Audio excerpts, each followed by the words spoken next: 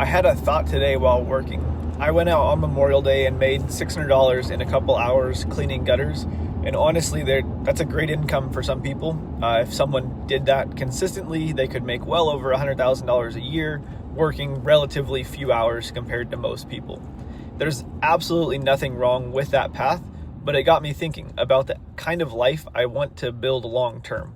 Do I want to build a business where I always have to be the one doing the work, or do I want to build something bigger than myself? Because there's two different kinds of hard. There's a hard of staying small. You make good money. You have less stress, less responsibility. There's less risk.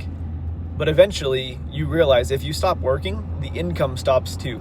And maybe 20 or 30 years go by and you're still the one carrying everything on your back every single day.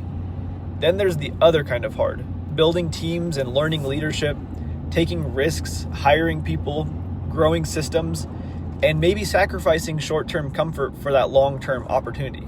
And honestly, that path is harder up front. It's way harder. There's more pressure, more uncertainty, more failure, more responsibility, sometimes even less income in the short term while you're building. But the upside is completely different. You're not just creating income anymore. You're creating something scalable, something that could eventually change your family for generations.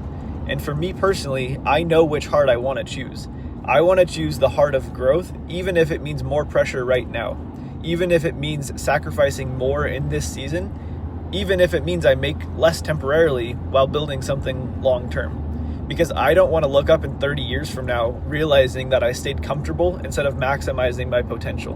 And honestly, staying small almost feels selfish to me sometimes. Because if I stay small, the only person who really benefits is me.